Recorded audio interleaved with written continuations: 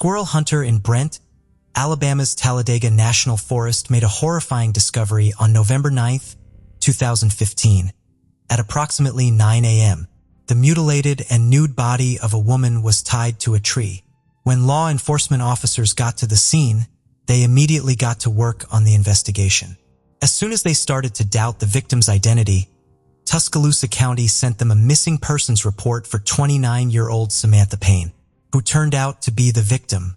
Investigators were soon led in a more unsettling direction by new evidence. Although initially it seemed as though Samantha was a part of a horrific ritual sacrifice. Was she really a ritual victim after all? Or was there a darker tale involving the cunning murderer hiding in plain sight? Today's case takes us to Tuscaloosa County in western Alabama, a significant hub for the state's business, education, and industrial sectors. With 227,000 residents, it is the fifth most populous county in Alabama. Tuscaloosa County is renowned for its picturesque landscape and designated wilderness areas. It is bordered by the Appalachian Mountains and the southern Gulf coastal plain. Additionally, the University of Alabama, a prestigious school and a significant employer in the area, is located there. Tuscaloosa County has a fair share of crime, just like the majority of other counties of similar size. However, as of 2023, the crime rate has significantly decreased due to law enforcement efforts. But in the fall of 2015, a pretty graphic murder that shocked the locals in Tuscaloosa County made headlines. On Monday, November 9, 2015, at 9:00 a.m., Jeffrey Ellion, a squirrel hunter, was traveling through the Talladega National Forest south of Tuscaloosa County. He came upon a horrifying scene as he got closer to a thicket of trees close to South Sandy Road. A woman's naked, disfigured, and headless body was bound with barbed wire to a tree. She lay with her head about 14 feet away from the tree. After a distraught Jeffrey called the Tuscaloosa County Sheriff's Office in a panic, deputies showed up on the scene shortly after. Investigators were taken aback by how violent the crime was. The woman's body was so severely decomposed and looked to have been severely beaten that the authorities realized it would be challenging to identify the victim. The body was brought to the Tuscaloosa County Medical Examiner's office along with the severed head. In an attempt to explain the grisly incident, investigators searched the area. Investigators ruled out the idea that the scene was a cult sacrifice ritual because there were no altars or other markers to indicate the location. The crime scene was searched, but no clues were found. There were no obvious drag marks or tire impressions. Neither identification papers nor personal items were found in the vicinity of the body. Due to a dearth of evidence, investigators had to entertain a different theory. The victim had been attacked elsewhere and then brought to the forest to be executed. The complete absence of forensic evidence baffled investigators, but two unexpected leads surfaced back at the sheriff's office. Despite no evidence being found at the crime scene, investigators learned of a missing persons report for Samantha Payne, a 29-year-old local woman. That same day, Suzanne Payne, her mother, stated that she had not seen her daughter since Friday, October 30th, 2015. Although Samantha's photo could not be matched to the decomposed remains from the crime scene, there was a good chance that the victim was the missing woman. If the coroner's report could confirm that Samantha Payne was their victim, then the police would have to rely on it. Dr. Stephen Dutton conducted the victim's autopsy. He found it difficult to pinpoint the victim's identity and the precise cause of death. This was caused by the victim's severe injuries and mistreatment in addition to the decomposed state of the remains. This included for broken ribs and multiple lacerations on the skin caused by a sharp object. Her teeth had been extracted, along with her finger and toenails. The most perplexing finding, though, was the absence of her internal organs. Dutton was unable to establish whether the victim's organs were harvested by a murderer or scavenged by untamed animals, but it was clear that this was a homicide based on the manner the body had been tied to a tree and dismembered. DNA was taken from the body by the coroner and sent to be tested on Samantha's relatives. A sheriff's deputy from nearby Hale County called in to report an intriguing piece of information while Tuscaloosa County investigators awaited a positive identification. Concerned neighbors close to the Talladega National Forest had reported an odd car that had been abandoned along South Sandy Road approximately 10 days prior. The deputy discovered a couple strolling by the side of the road and stopped to talk with them after going to look into the matter. The deputy reported to the police that the two individuals had given their names as Stephen George, 27, and Chili Bruce, 18. The deputy saw that their clothes were stained with blood, despite their claims that they had run out of gas and had to leave their car and walk home. After searching the two, he discovered that they were carrying crystal. The deputy informed the investigators that Chali and Stephen had been taken into custody at the Hale County Jail on charges of drug possession. Stephen and Chili were visited by detectives from the Tuscaloosa County Sheriff's Office at the Hale County Jail early on November 10, 2010. They both acknowledged that Samantha Payne was a friend of theirs when asked if they knew her. When investigators questioned Stephen and Chili about any information they had regarding the remains found in the forest, they unexpectedly confessed that the body found there was Samantha's. Furthermore, they acknowledged their involvement in the events that preceded her demise. They insisted, though, that they had nothing to do with her death. Rather, they accused Michael David Belcher, a 31-year-old friend of theirs. Investigators were told by Chili that Michael and Samantha were friends after their previous relationship ended. After Samantha threatened to report Michael to the police for stealing her car, Michael made the decision to kill her on Sunday, November 1, 2015. In addition, Chili gave investigators important information when she revealed that Michael was the rightful owner of the car she and Stephen had abandoned close to Talladega National Forest. She said that there was evidence in the car linking him to the murder. Investigators had a starting point with Chili's statement, but her cryptic answer suggested there was more to the story than what she had revealed. Stephen and Chili were taken to the Tuscaloosa Sheriff's County Jail by investigators, where they were charged with capital murder and detained without bond while awaiting additional questioning. The Tuscaloosa County Sheriff's Office also received Michael's car, which had been impounded in Hale County. Investigators discovered that their suspects were telling the truth after entering the vehicle registration number through the system. It is true that Michael Belcher owned the car. The investigators got ready for a challenging assignment as well. They had to break the news to Samantha's family that their lovely daughter had died horribly. On October 30, 1986, Samantha Christine Payne was born in Dallas County, Alabama. She was raised in a loving family consisting of her sister Katrina, two brothers, Stephen and Jonathan Payne, and her parents Roy and Suzanne Payne. Samantha's family said she was understanding and forgiving. She had put a lot of effort into her part-time jobs to pay for her college education. She had a reputation for cherishing her friends and giving thoughtful gifts. But Samantha had joined the wrong crowd in her mid-20s and began dabbling with crystal. Samantha's parents had made a concerted effort to assist her in breaking the habit, but she was unable to separate herself from her questionable new group of friends. The distraught parents were questioned by investigators regarding the last day they had seen her alive. Samantha's mother, Suzanne, stated that on October 30, 2015, she had gone to a Halloween party. On that day, Samantha turned 29. She wanted to dress like Dorothy from The Wizard of Oz, but she was afraid her friends would make fun of her. Since it was her birthday, Suzanne had consoled her daughter and told her to go enjoy herself. Samantha's parents never thought it would be the last time they would see their daughter as a beaming Samantha left the house. A warrant was issued for Michael Belcher's arrest based on the information that Chili and Stephen provided. Michael was brought in for questioning at the Tuscaloosa County Sheriff's Office on November 11, 2015, but he was uncooperative right away. Even though he denied knowing Samantha's whereabouts and steadfastly refused to acknowledge his role in the murder, the investigators' investigation was not yet at a standstill. Given that Stephen and Chili had already admitted to seeing Michael kill Samantha, investigators attempted a different approach. They made a plea agreement with Stephen and Chili, offering them a lighter sentence in court in exchange for their testimony against Michael. They both nodded, and the harrowing account of what transpired before Samantha's murder started. Stephen and Chili claimed that they had continued their drug-fueled party with Michael and Samantha on Halloween night well into the next day, well past midnight. Two additional friends, Alyssa Watson, 22, and Marcus George, 34, joined them.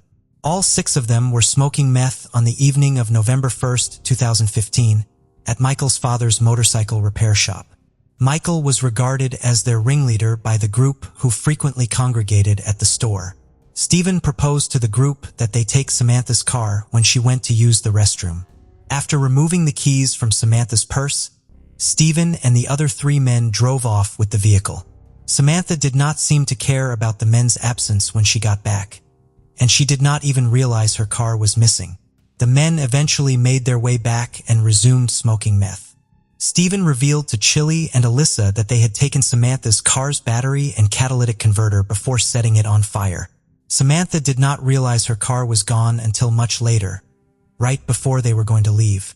She asked her friend about it, but everyone laughed at her car.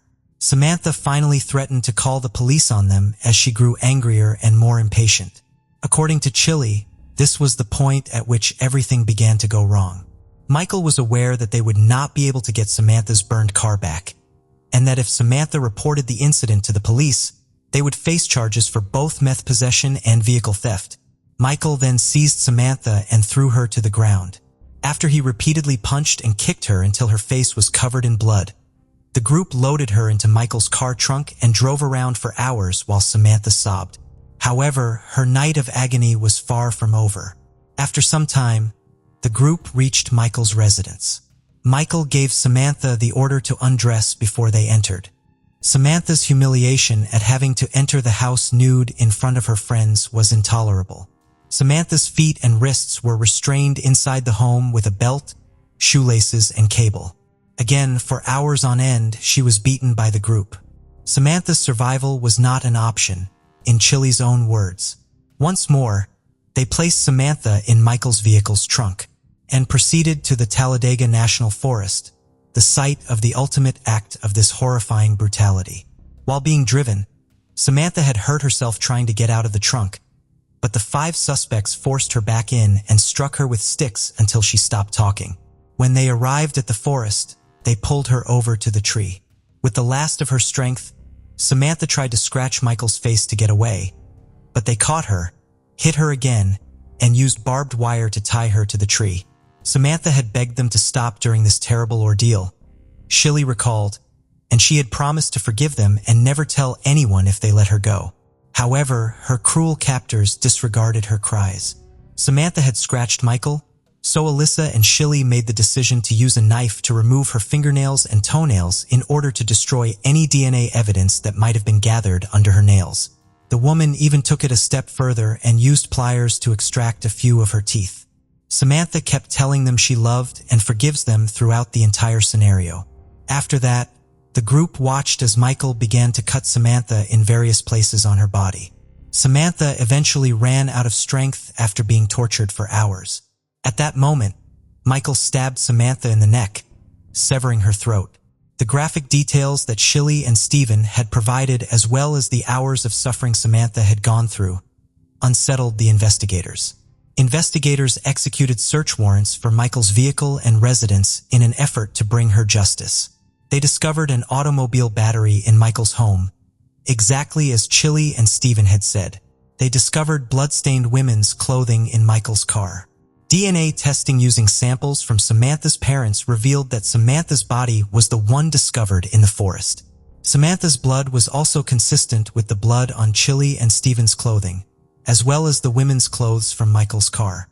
Alyssa and Marcus, the other 2 suspects, were also taken into custody on November 13, 2015. Their statements were consistent with those given by Chili and Stephen. Marcus and Alyssa were placed under bond for $60,000 after being accused of first-degree kidnapping. As Stephen had informed investigators, Samantha's burned-out car was discovered beneath the Harrisburg Bridge in Bibb County, Alabama, equipped with the tangible proof and the admissions from all 4 suspects in Samantha's homicide.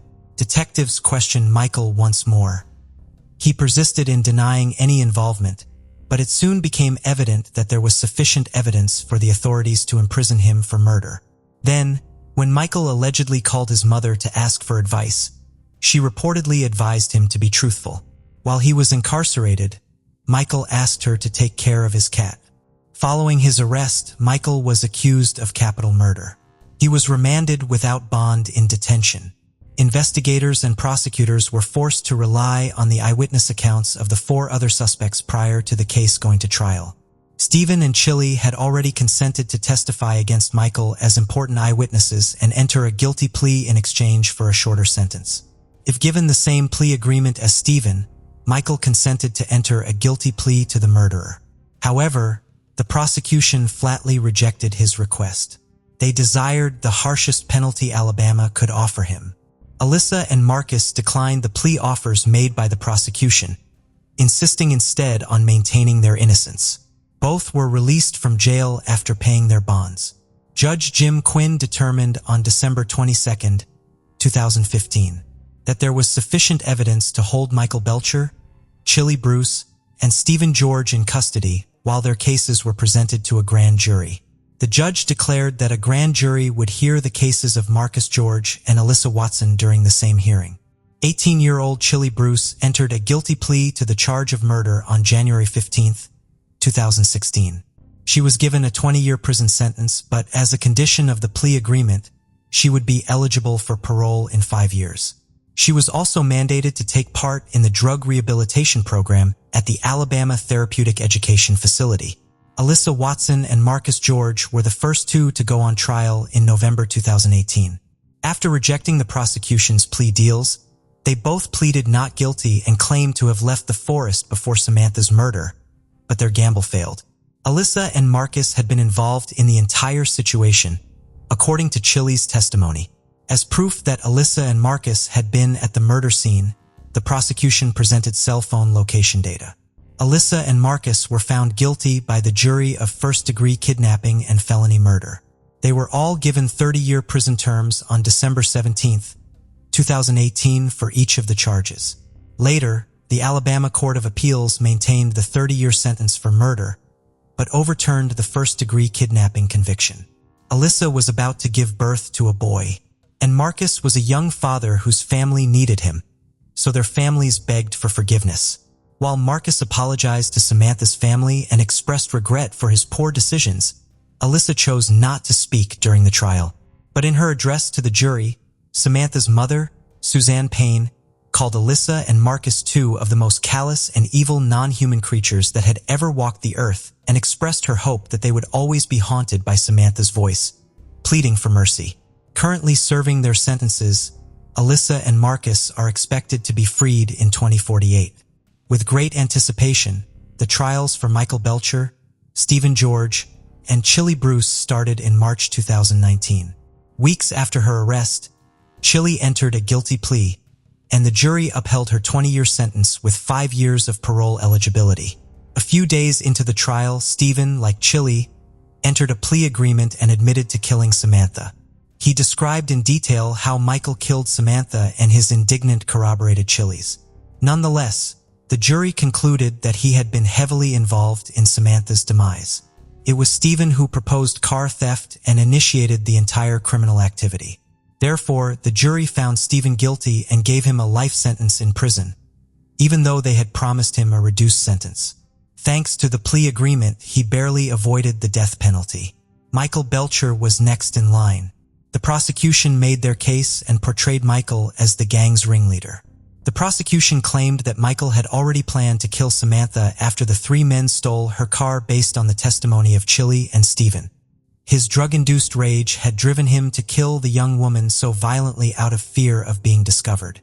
Michael was given a death by lethal injection sentence on April 3, 2019 by Judge Brad Almond following the jury's recommendation. At the sentencing hearing, Michael expressed his sincere apologies for Samantha's ordeal, saying that words could never fully capture his sorrow and grief. But Suzanne, Samantha's mother, did not think Michael could really feel regret for what he had done. The age of 26, Chili will be released on probation in late 2023. Michael is incarcerated at home in prison on death row, and Stephen is still there for life. The sorrow of Samantha's passing will always be with her family. After Michael Belcher's trial and sentencing, Suzanne Payne talked to the media about her life without Samantha. She cried as she recalled how unique her daughter was. She was always able to find the good in everything and was quick to smile. It has been said by Samantha's parents that losing their daughter was like having no sun in the summer and no cold in the winter. Since that was also the last time they ever saw their daughter alive, they still mourn her loss every Halloween when it is her birthday. To ensure that Samantha's legacy endures, Suzanne has devoted her life to sharing her story. The risks of putting our trust in individuals who might not be acting in our best interests are brought to light by our case today. Samantha was the kind of person who did not see the negative aspects of people, which made her an easy target, according to what friends and family have said about her. Ultimately, her assassins used her innocence and good nature as leverage to take her life. On the evening of December 23, 1998, a distress call was made to 911 in San Diego, prompting firefighters to rush to La Jolla Scenic Drive. The scene they encountered was nothing short of shocking. A car completely consumed by flames. As the smoke dissipated, a horrifying sight came into view. The charred remains of an individual in the passenger seat. The vehicle, which had Kansas license plates, was registered to a man named David Stevens, a 38-year-old resident of Pacific Beach, San Diego. This grim discovery marked the commencement of a perplexing case. The question arises, who exactly was David Stevens, and what events led to this tragic occurrence along one of San Diego's most picturesque routes. San Diego, California, renowned for its breathtaking beaches, parks, and year-round Mediterranean climate, is also notable for its strong ties to the United States Navy, as well as its prominence in the fields of healthcare and biotechnology. With a population exceeding 1.3 million residents, it stands as the 8th most populous city in the United States and the 2nd most populous in California. San Diego's rich history dating back to its establishment in 1769 and its diverse population contribute to a distinctive way of life that harmonizes recreational opportunities with a profound appreciation for its past. However, like any major city, San Diego faces its share of challenges, including crime. It is within this context that the cold case of David Allen Stevens, which had remained unsolved for years, was finally resolved in 2023. David Allen Stevens, born on October 23, 1960, in Osmond, Pierce County, Nebraska, led a life that remains somewhat shrouded in mystery, even after his untimely demise. While information about his father, Gerald Lloyd Stevens, is available, details regarding his mother and early years are scarce. Nevertheless, what is known paints a portrait of a man who held a significant position in the corporate world. He served as a marketing manager at Perfect Match, a dating service, a role that likely granted him unique insights into the intricacies of personal relationships. The irony of this is not lost, considering the enigmatic circumstances surrounding his own personal life and tragic end. On December 23, 1998, in San Diego, a sudden explosion disrupted the tranquility of an otherwise ordinary day. The loud boom, reminiscent of a gas explosion, prompted an immediate response from the San Diego Fire Department. Racing to La Jolla's Scenic Drive, firefighters were met with a vehicle engulfed in flames. As they battled the blaze, a journalist captured the intense scene, documenting the extinguishing of the fire. However, as the smoke cleared, a chilling discovery emerged. The charred remains of a human body were visible in the passenger seat, marking the beginning of a complex investigation. Further investigation revealed that the car's license plates were registered in Kansas and belonged to a 38-year-old man named David Stevens, who resided in Pacific Beach, San Diego. The mystery deepened as homicide detectives turned their attention to Stevens' apartment, searching for any clues that could shed light on the events leading up to his death. Inside the apartment, they stumbled upon intriguing signs that suggested he was not alone on his final night. In the bedroom's wastebasket, detectives found a discarded contraceptive wrapper and a tube of KOY jelly, indicating the presence of sexual activity. Additionally, 2 glasses on the nightstand, one bearing lipstick marks, hinted at the company of a woman. Strands of long, straight black hair, likely belonging to a female, were discovered in the bathroom. The bedroom itself provided even more intriguing clues.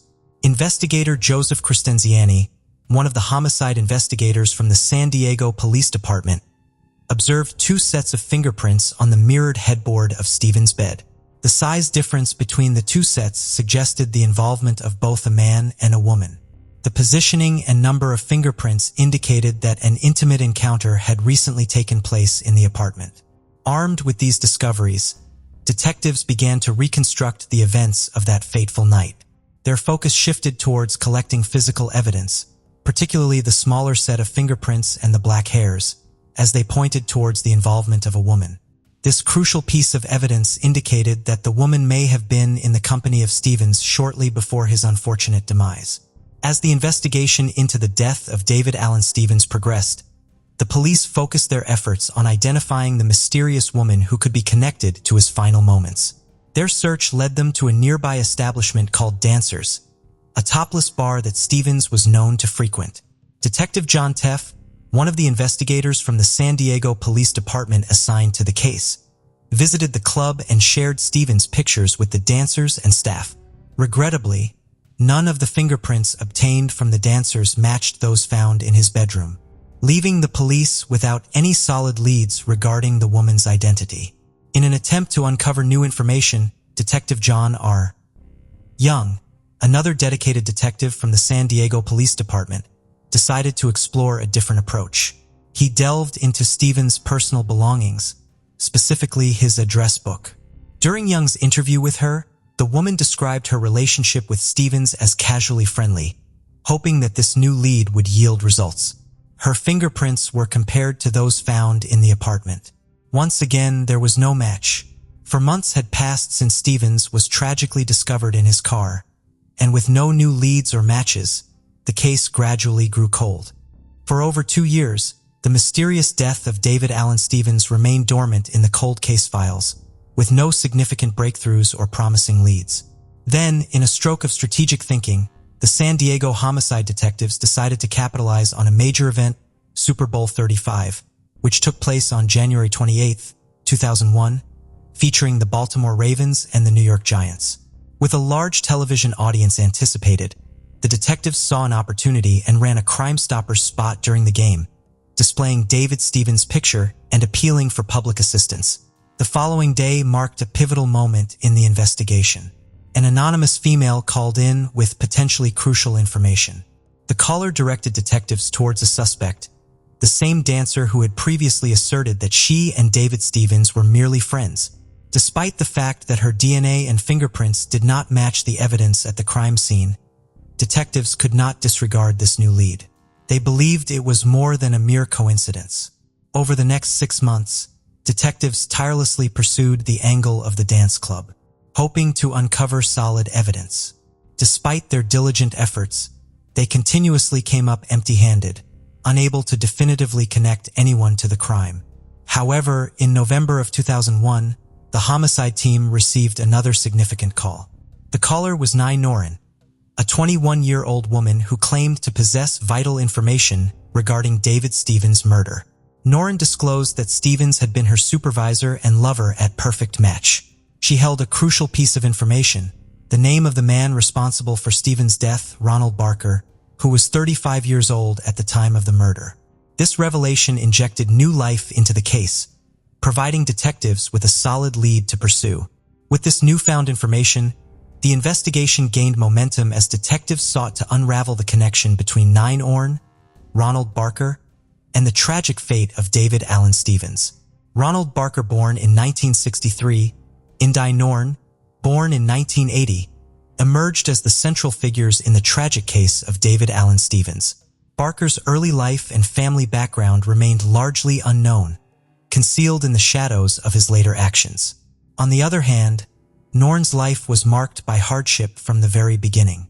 Born in a Thai refugee camp after her mother escaped the horrors in Cambodia, she arrived in the United States at the age of 5, initially settling in Florida before moving to San Diego. There, Noren's life was further tainted by domestic turmoil, as her stepfather's abusive behavior created a tense home environment. Noren worked as a telemarketer at Perfect Match, where she crossed paths with David Stevens. It was at that location where she also encountered Barker, whom she found through an online platform and entered into a passionate relationship with. Despite him being a married 35-year-old man and her being only 18, While Norrin's relationship with Stevens progressed from casual workplace flirting to planning their first date, her affair with Barker continued in the background. However, Norrin became increasingly dissatisfied with Barker.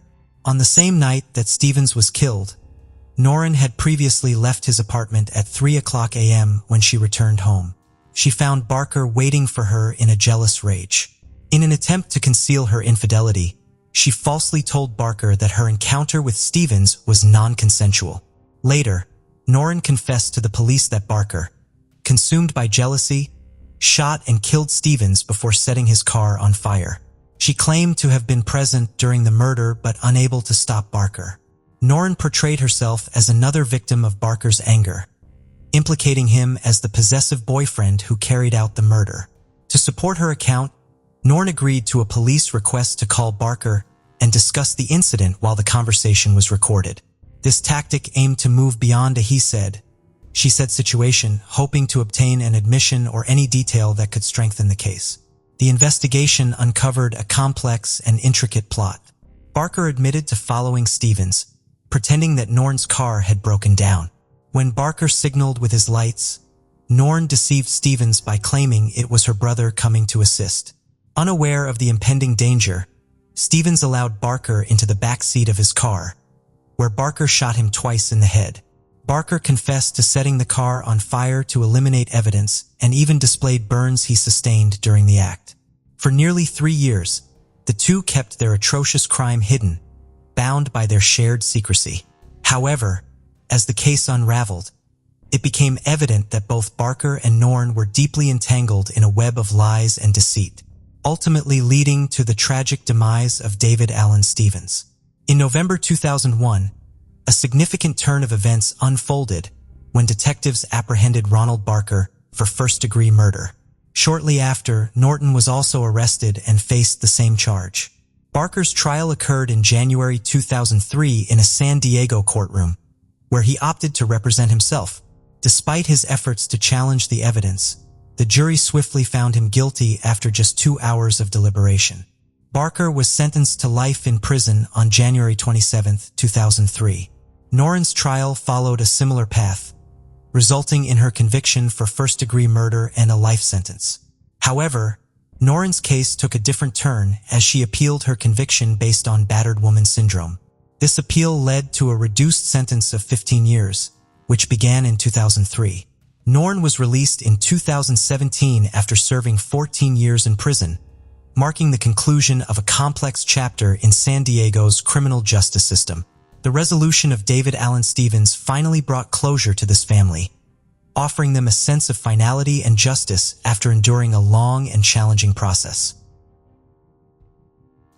After leaving the school, an 11-year-old girl vanished from sight. This case has had numerous unexpected turns and strange facts for years, making it one of the most bizarre and mysterious in all of California. The story did not finish there, even though it took 45 years to discover the truth. We will explain what happened to Linda O'Keefe in this video, as well as the reasons why this investigation has drawn interest from millions of people worldwide. Born in Newport Beach, California, USA on May 24, 1962, Linda O'Keefe grew up in a large, close-knit family. Her mother worked as a seamstress, and her father was a machinist. Linda had 2 sisters, an older and a younger sister. Linda enjoyed drawing, playing the piano, and spending time in nature and with animals. On warm summer days, she took advantage of every opportunity to visit the beach, which was only 800 meters from her house. The girl was also a Girl Scout and went to summer school.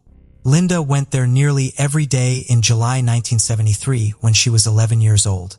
On July 6th, instead of her usual bicycle ride to school, she was given a ride by a piano teacher who lived a short distance away from the O'Keefe family.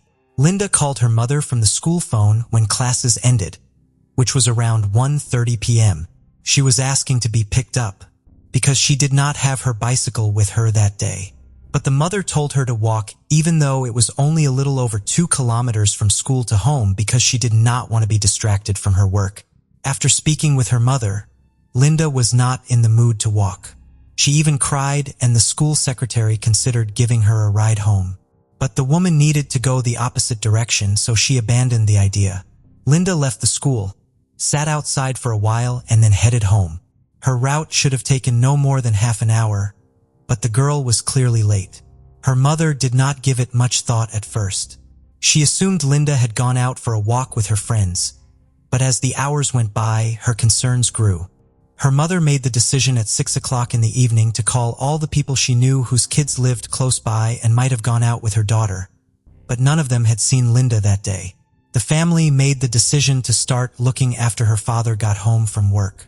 They made their way through the entire neighborhood, even the one Linda was meant to take on her way home from school. When it got dark outside and they were still unable to locate the girl, the parents decided to call the police. At that point, they believed the girl had resented her mother for not picking her up and was purposefully staying away from home. After receiving a report about a missing girl, officers started their search. Her mother stayed at home and called dozens of people who might have had a chance to see Linda, while her father and older sister ventured out in 2 cars to comb the neighborhood once more. All night long, the search went on. Using search dogs and helicopters, police combed the parks and streets, but their findings were equivocal. More police officers had been sent to join the search by morning, and local newspapers had already begun to cover the massive operation surrounding the 11-year-old girl's disappearance. 9 kilometers from Linda's house, at around 10:30 a.m., a bicyclist, her friend, and some were riding through a park. They went there in order to observe the local wildlife for the botanical circle. After dismounting, the father and the child rode toward the ditches in hopes of seeing frogs, but there was more waiting for them. The man moved closer after spotting something bright in the grass and realizing it was a human body that was half submerged in water. Upon reading in the morning paper about a girl's disappearance and the police's all-night search for her, assumed the body belonged to her right away. The man and his friends quickly exited the park, hopped in their cars, and drove to the closest payphone to report their discovery. An officer who had participated in the search for Linda was encountered by them en route. After learning their story, the policeman reported it and went in the direction of the location. It did not take long for the investigators to identify the deceased as Linda Delkeef. She was dressed in the identical clothes the girl had left for school, and her mother had made the outfit the girl was wearing. Her backpack was also lying next to her, but she did not have on any shoes and they were not discovered close to the body. After investigating the crime scene, detectives discovered tire tracks next to the body's location, but no other clues. The cause of death was determined by medical examiners to be strangulation. It was concluded that the death happened between 2 a.m. and 11 p.m. Investigators deduced that Linda had most likely been kidnapped not long after she had left school, meaning that her abductor had likely held her captive for roughly 12 hours. In addition to being abused, the victim's body had DNA traces discovered by experts. Since DNA and analysis had not yet been done in those years, they were given to the laboratory for safekeeping. After failing to find any solid leads, the investigators started searching for witnesses. Interviews were conducted with all of Linda's friends, school staff, and the people who lived on the streets where the girl was meant to walk home. It soon produced results. The girl's friends saw her on her way home from school and noticed something off. Linda was walking down the road when a turquoise van approached her, slowed down, and continued to drive alongside the girl. But her friend did not see anything else because Linda in the van vanished from her field of vision. Almost instantly, police were able to locate 2 additional witnesses. The 19-year-old girl and her mother were driving the car about 100 yards from Lynn to school when they noticed the girl speaking with the driver of the turquoise van that had stopped next to her. At approximately 1:15 p.m., the witnesses, who were familiar with the O'Keefe family from their neighborhood, were shocked to see Lynn chatting with an adult male on the street and decided to observe what was happening. Linda was standing directly in front of the van with its passenger door open. The girl entered the car at some point while she was reportedly conversing with the driver. The witnesses chose not to pay much attention to the van as it drove off shortly after. Since they were positive the girl would never get into a car with a stranger, they assumed Linda had been picked up by a relative or acquaintance. Investigators were able to get a rough description of the driver after questioning the girl and her mother. He was a white man, about 24 or 30 years old, with an elongated face and blonde, curly hair. Regretfully, the women were unable to recall the car's manufacturer or even the license plate number. Nevertheless, the two women's story was the only strong lead in the case. So based on what these witnesses had to say, investigators assembled an APB on the suspect and his vehicle. They were dispersed throughout California, but to no avail. The investigator had a few more conversations with the woman in the hopes that she would remember some more information. They even accepted an offer to undergo a hypnosis session at one point. It was only partially successful. The witnesses could remember a few more details about the suspect's vehicle, but they were all too little to lead to the murderer's location. The police soon located a second witness. Around 10:30 p.m., a neighbor who lived close to the scene of Linda's death heard a woman screaming. At first, she thought she heard someone yell, "Stop hurting me," but the voice ended suddenly. The witness might have heard it because the girl passed away at the same time. Later that morning, the detectives got another intriguing tip. This one concerned Linda's body. It was in that park that the artist was working on his painting.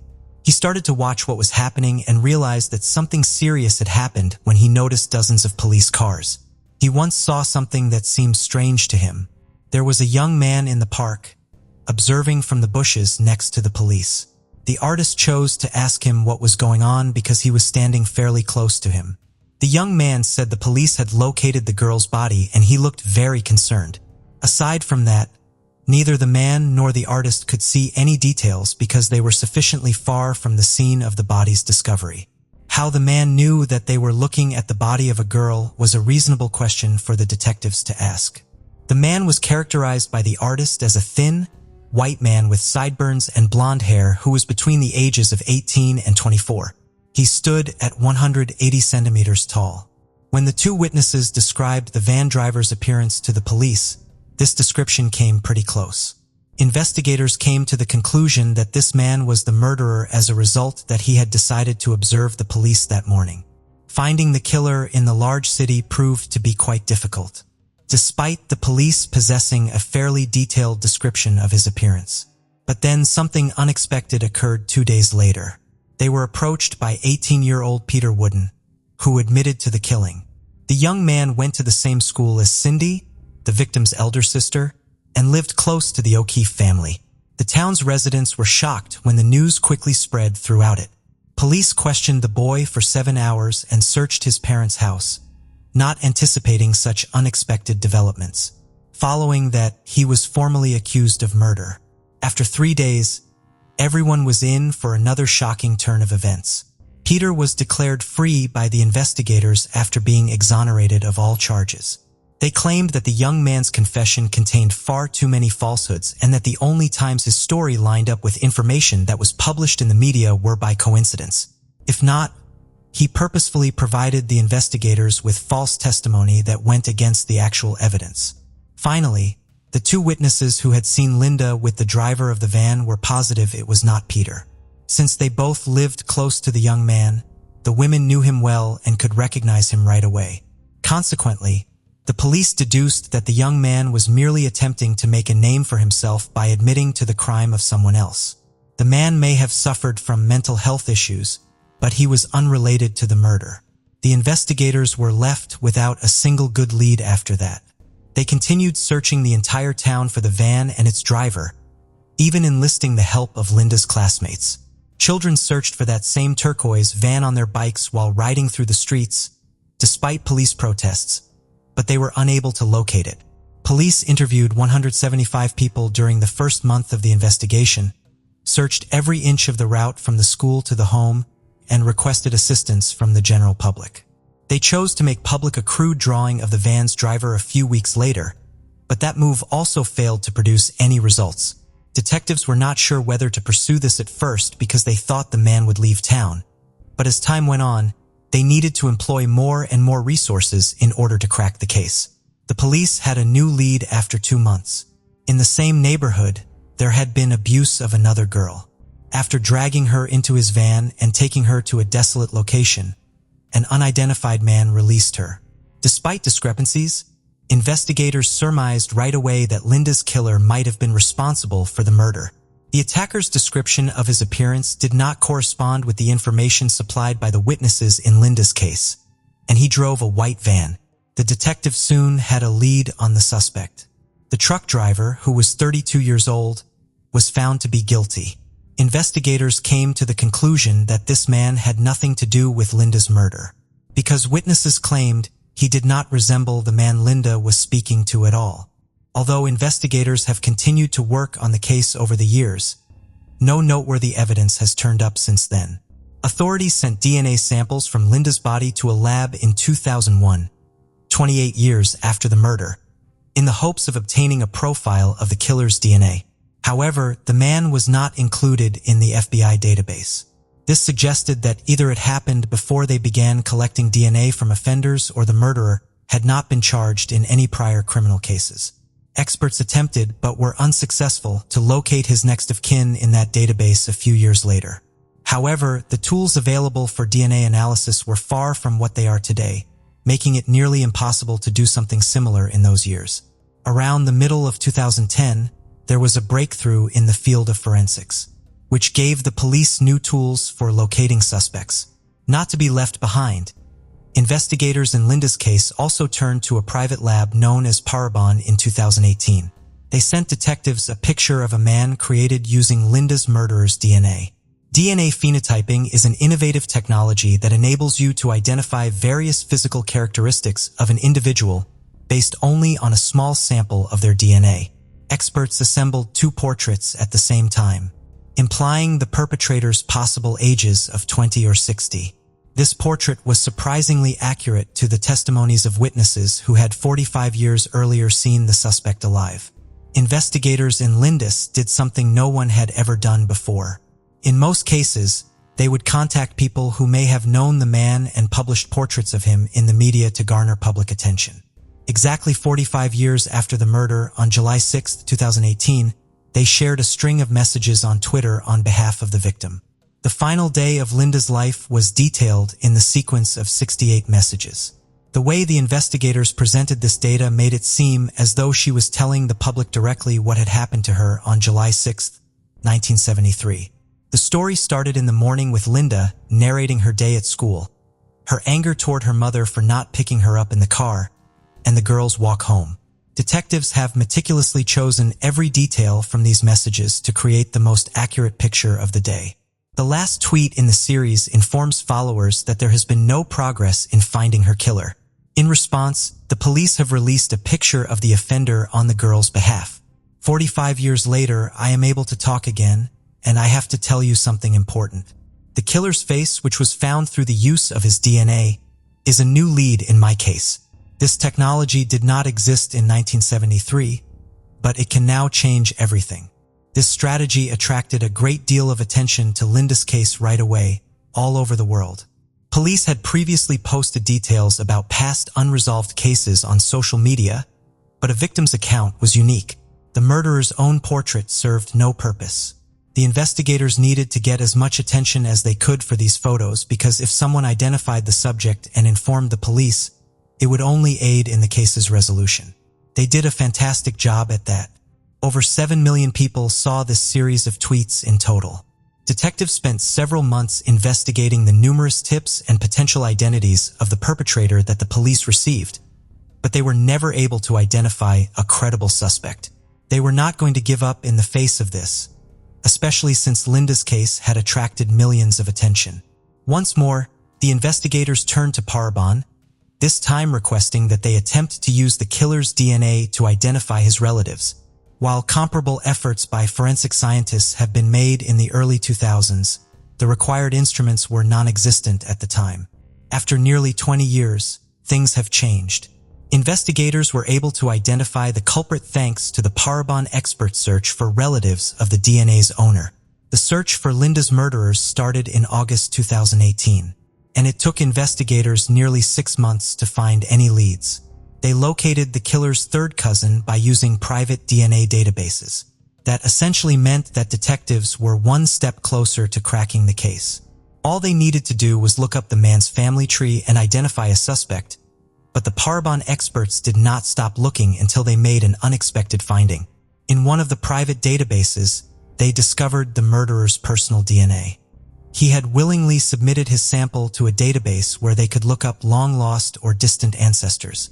Later on, it was discovered that the man had received the unique genetic kit required to access the database from a member of his family. Police finally knew the identity of the murderer, James Allen Neal, 45 years later. Detectives visited the 72-year-old man who was living in a different state in January 2019. A private database would not have the credibility the court required, so they had to obtain a sample of the suspect's DNA before they could make an arrest. Police installed surveillance on Neal's property on January 29th and made arrangements with a garbage company to receive anything the suspect threw out. Following the acquisition of multiple items from which specialists could extract the DNA sample, detectives dispatched them to the laboratory and stayed in close observation of James over the following 3 days. Sadly, forensics was unable to obtain a sample of the man's DNA, so the investigators had to look elsewhere for evidence. They soon got the chance. The police promptly gathered the evidence after observing the suspect smoking while seated in his car in the parking lot. He then threw the butt of his cigarette on the sidewalk before driving off. This time, scientists were able to take a DNA sample, and it precisely matched the murderer's DNA that was discovered on Linda's body.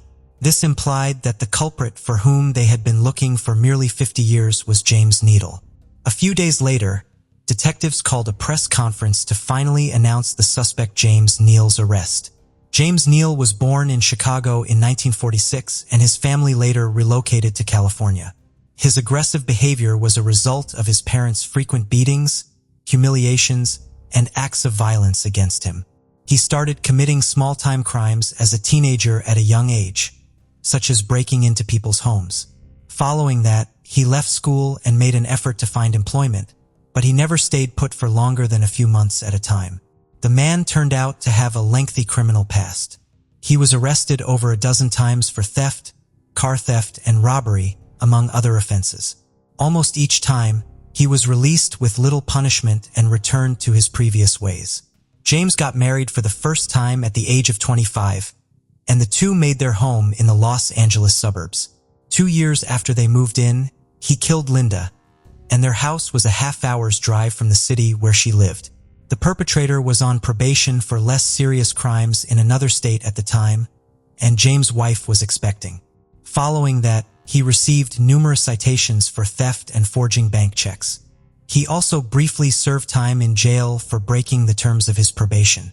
James was apprehended by the authorities 3 more times for moving infractions after being released from prison. He divorced his first wife, with whom they had 2 daughters.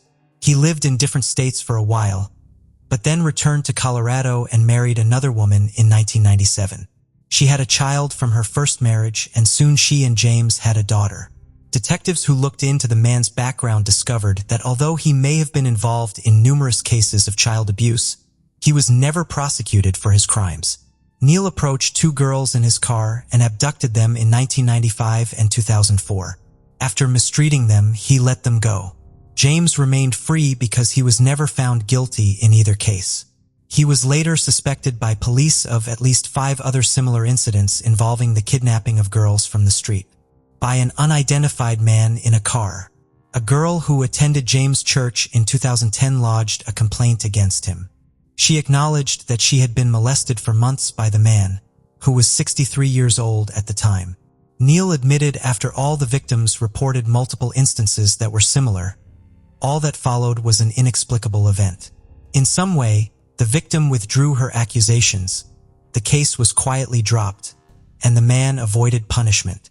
James went back to living his life as usual, staying out of the police's notice for the following 9 years until his arrest for Linda's murder. When asked if he had ever kidnapped the girls, the man denied any involvement. He claimed to have never seen Linda when shown a picture of her, saying that she reminded him of one of his daughters. In any case, the court ought to have found the suspect guilty because it was evident that his DNA was on the victim's body. Still, detectives made every effort to gather as much information as they could.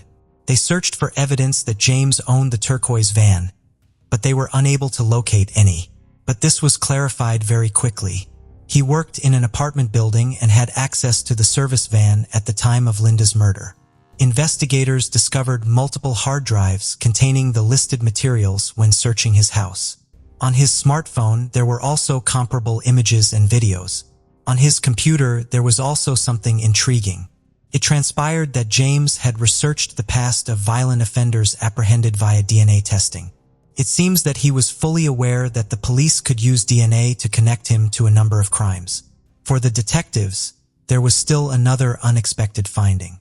James had Linda's name tattooed on his wrist following his examination prior to being placed in a cell. Investigators believed that he had done so as a memento of his victim. But as it happened, it was strange coincidence. The tattoo was obtained by James a long time prior to the murder, and the police verified this. The trial was scheduled to begin in February 2020, a year after the arrest of the pandemic caused it to be postponed. Although James persisted in claiming his innocence, investigators were convinced that he was the one who killed Linda. But a trial was never held in this case. James was hospitalized in May and passed away from lung cancer 2 days later. Prior to his arrest, he was unaware of this illness, and by the time it was discovered, it was too late to start treatment. And so, the 50-year-old case was finally closed. Investigators planned to continue looking into the possibility that James may have had numerous other victims. Linda's parents died before the culprit was apprehended by the authorities. Her mother, who declined to pick up the girl from school, blamed herself for everything that had happened to her during her life. Linda's sisters expressed their gratitude to the investigators for their perseverance and determination in solving the case. Their parents' passing before this day was the only thing they regretted. On the eve of Christmas in 2014, as the world hummed with festive cheer, Samina Imam, a 34-year-old marketing manager for Costco in Cardiff, South Wales, was preparing for the holiday season. She also had plans to visit her family in Essex the day after Christmas. But on Christmas Eve, Samina was all excited for a special date. Before heading for her date, Samina decided to make a quick stop at Costco to pick up a bottle of wine. Little did she know, this was the last time that anyone would see her. As Christmas passed, and Samina didn't return home to visit her family, her absence became a cause for concern. Her friends and family frantically tried reaching out to her, their hearts pounding with a growing sense of dread. Hours turned into days, but there was no sign of Samina. Where did she go? What could be the reason for her sudden disappearance? Cardiff, located in South Wales on the southeastern coast of the country, is the capital of Wales. Cardiff transforms into a winter wonderland during Christmas. The city is adorned with twinkling lights, charming Christmas markets pop up, and festive activities abound. For history buffs, Cardiff Castle stands tall, painting pictures of knights and ancient nobility within its walls. Wandering through Cardiff Market is a feast for the senses, with scents of freshly baked bread and spices filling the air, drawing you into a world of local flavors and crafts. Yet Cardiff isn't just about its history or market. It's alive with laughter, chats in the streets, and the genuine Welsh hospitality that fills its pubs and restaurants. From museums to the Wales Millennium Centre, Cardiff offers diverse experiences for everyone. But back on Christmas 2014, though the city gleamed under the warm glow of a million lights, unsettling shadows lurked beneath the surface. Samina Imam's life began in 1980 in the UK, nurtured by her loving father, Imam Dean, and a mother whose name remains cherished within the family. Her Pakistani heritage was a vibrant thread that wove through her life, enriching her with traditions and values. Samina's youth blossomed within the walls of Loxford High School in 1998, where she emerged as a bright and ambitious young woman. As a 34-year-old, Samina found herself in Coventry, where she took on the role of marketing manager at Costco. While details of her personal life are scarce, her presence was deeply valued, bringing joy to her family and colleagues. In 2014, amidst the bustling aisles of Costco, Samina's path crossed with 41-year-old Roger Cooper, a warehouse manager whose 2 decades of experience in logistics had kept him rooted in the same store. Their encounter marked the beginning of a new chapter in Samina's life, one filled with the promise of fresh beginnings. Everything seemed to be falling into place for Samina.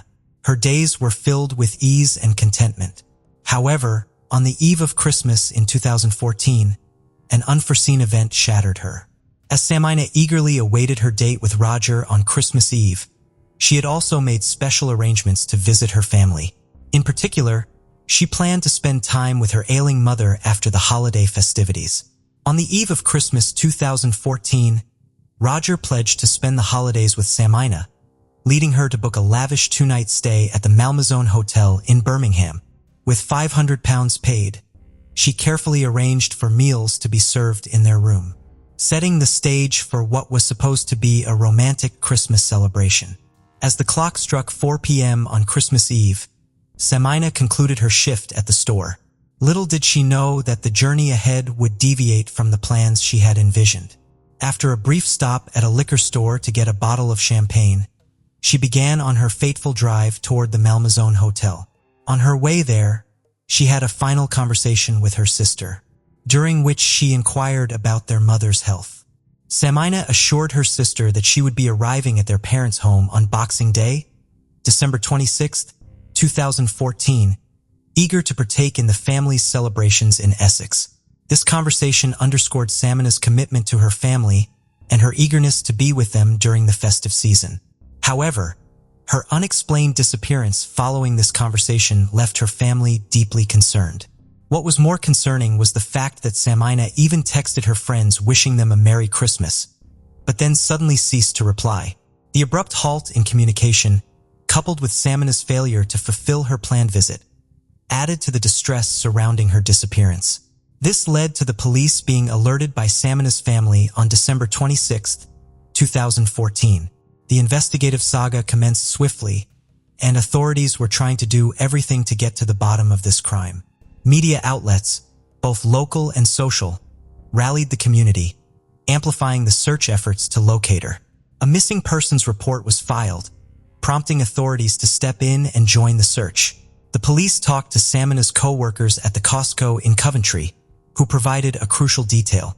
One retail worker informed police that he last saw her departing the store around 4 p.m. on December 24th. It was the last time she was ever seen alive. Surveillance footage provided glimpses into Samina's last known movements, leaving her workplace, purchasing champagne, and departing in her car. Despite these visual clues, her precise location remained elusive. The West Midlands Police Department turned to cell tower data, using it to approximate Samina's whereabouts. On December 30th, 2014, investigators traced Samina's movements to Leicester, precisely to the residence of David Cooper, Roger's brother, on Christmas Eve at 5 p.m. At the same time, Roger's phone records showed that he was also in the area. It seemed unlikely that it was a coincidence they were both there at the exact same time, raising questions about why they were there together. As the investigation got more complicated, they wanted to know who Samina was going to meet on Christmas Eve. Their attention zeroed in on Roger Cooper, the person she was supposed to spend the evening and the next night with. Roger Cooper was brought in for questioning on January 1st, 2015. Now, he was the main person the investigators were looking at closely. While they were questioning Roger for details, a new piece of information emerged. Remember how Samina's last mobile signal led to David Cooper's location? Investigators considered interviewing David Cooper at the same time. While probing David Cooper's possible involvement, the investigators couldn't ignore a nagging question. If Samina and Roger had already booked hotel rooms, why were they at David's house? This added layer of mystery intensified the suspicions surrounding the case. Before diving deeper into the story, understanding the Cooper brothers becomes important. Their lives and connections might be essential in understanding the mystery surrounding Samina's case. Let's start with Samina's Christmas Eve date, Roger Cooper. He was born in Leicester around 1973 and excelled as a manager at the Birmingham Costco warehouse. He was admired for his leadership. However, beyond this public role, Roger led a secretive life, known only to a few, juggling multiple affairs, including one with Samina Imam and another unnamed Costco employee. He maintained a long-term relationship with his partner, Mira Chavda.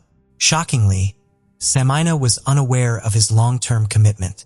This hidden reality exposed a more complicated and problematic side to Roger than anyone had realized.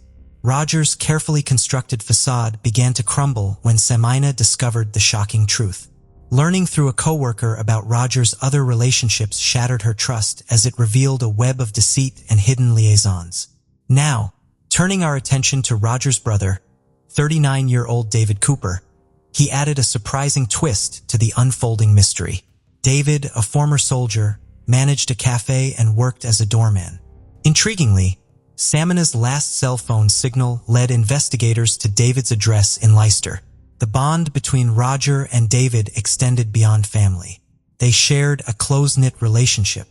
The brothers shared a mutual love for Star Wars, often using cryptic phrases from the movies to communicate with each other, either referring to the lore of the movies or events from their daily lives. That being said, it's here that the real puzzle surfaces. Did David share any connection with her? These questions loomed large over the investigation, casting a shadow of uncertainty over the ties between Semina, Roger, and now his brother David. Let's look at the dynamics of Semina Imam and Roger Cooper's relationship. Was it genuine, or was Roger merely using her? At first glance, Roger and Semina appeared to be just another couple sharing laughter, secrets, and what seemed like genuine affection. Their connection was filled with playful banter and affectionate moments, a facade hiding the grim reality beneath the surface. Little did Semina know that she was just another woman in Roger's life. Despite his long-term commitment to his partner Mira, Roger found comfort in clandestine moments with Semina. At least that's what Semina was made to believe. Initially, she didn't know that he was having a third relationship with another woman in the same store. Their relationship was shrouded in secrecy due to strict company policies against workplace relationships. Yet, their bond grew stronger, blurring the lines between right and wrong, until Semina found herself hopelessly entangled. She saw a future with Roger, a peaceful life together, but there was a catch. He was already entangled in multiple relationships. Despite the red flags, Semina clung to the hope that Roger would leave his family for her. As their relationship deepened, Semina's desperation for a settled life intensified. She confronted Roger, issuing an ultimatum towards the end of 2014, divorce his wife or lose her forever. The facade of their perfect relationship shattered when Semina discovered Roger's infidelity, another lover hidden in the shadows of their workplace. Enraged and betrayed, she threatened to expose their affair to his wife and their employer. Roger, adept at manipulation, managed to soothe Semina's anger, convincing her of his loyalty and promising to file for divorce after the holidays. He also said they'd go away on Christmas Eve for 2 nights. It was at the very beginning of this ill-fated trip that Semina disappeared. Now diving into the investigation, the police had their sights set firmly on Roger Cooper and were also wondering about the involvement of his brother David.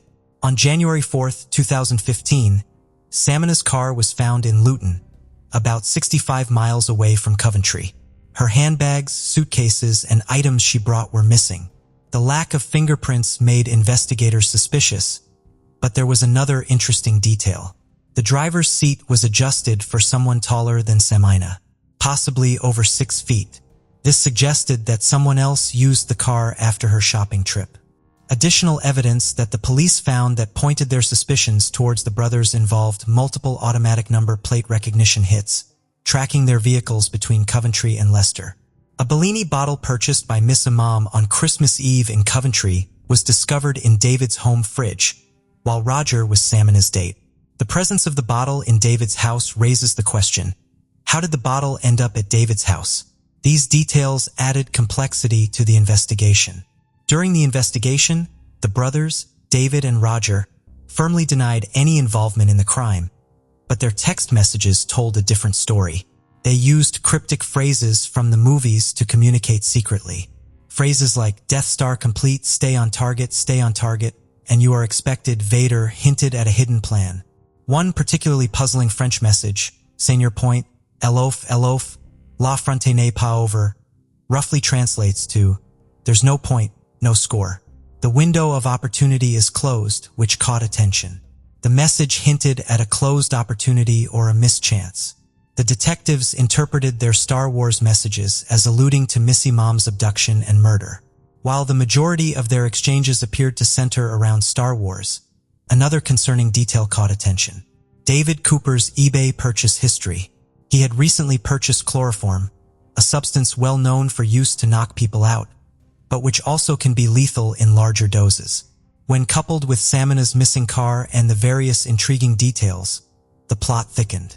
After all the clues and circumstantial evidence pointed towards the Cooper brothers, they were arrested on suspicion of murder on January 7, 2014 and brought in for questioning. During the interrogation of the Cooper brothers, subtle yet crucial disparities began to emerge in their narratives. Roger Cooper presented a detailed and emotionally charged account of his last encounter with Samina, a level of detail and emotion that the police found excessive. Conversely, David Cooper took a different stance, asserting that he had no real knowledge of who Samina Imam was. Recognizing David Cooper as the more vulnerable of the two, investigators intensified their pressure on him. This strategic approach, when applied effectively, can yield significant results, particularly when the person under scrutiny remains unaware of their alleged accomplice's statement. While he initially did try to mislead them, eventually, the police learned what actually happened on that fateful Christmas Eve. Samina had set off with Roger, believing they were headed to the Malmaison Hotel in Birmingham. Without Samina's knowledge, Roger was secretly directing their journey away from Birmingham, heading instead to a hidden location in Leicester, Roger's brother David Cooper's residence. As they arrived at David's house at Hooghendon Drive around 5 p.m. on December 24th, Samina, unaware of her upcoming tragedy, greeted Roger's brother with genuine warmth. In a sudden and terrifying move, David and Roger launched themselves at Samina. The attack was horrifying. Samina's legs trembled, fear gripping her as she pleaded for help. She fought back, struggling against them. But David, with a cloth soaked in chloroform, covered her mouth and nose, silencing her cries until she couldn't breathe anymore.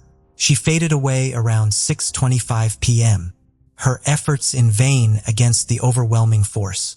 After the heinous act, Roger heartlessly headed back to Coventry, planning to spend Christmas Eve with his unsuspecting family. He left her body and her car with David, but it would take detectives some more time to figure out exactly what he had done with them. But David astonishingly confessed to assisting his brother in the horrendous act of killing Samina. The detectives learned that Samina tragically passed away due to chloroform toxicity. Investigators discovered compelling evidence in David's eBay purchase history, indicating a purchase of 200 milliliters of chloroform for £12, which he alleged never arrived. Further inquiries revealed David's movements, retrieving Samina's BMW from Coventry on Boxing Day and later abandoning it in Luton. He meticulously wiped away any fingerprints and DNA from the vehicle using a cleaning agent, methodically covering his tracks. Later, he also reveals how he tried to hide Samina's lifeless body. The callous act of killing someone and then referring to them as this thing speaks volumes about the perpetrator's lack of empathy and respect for human life. Such an act speaks to a disturbing level of dehumanization where the victim was stripped of their individuality and reduced to a mere object. This detached and callous language suggests that the act of killing was not just devoid of remorse, but potentially motivated by a deep-seated hatred or an animosity towards the victim. The dehumanizing language serves to further distance the perpetrator from the gravity of their actions, making it easier for them to justify and rationalize their behavior. David's continued refusal to disclose the location of Samina's body cast a long shadow of suspicion over him.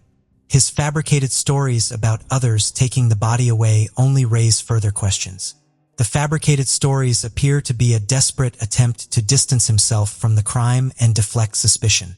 Such behavior is characteristic of individuals who have something to hide, further fueling the flames of doubt surrounding their innocence.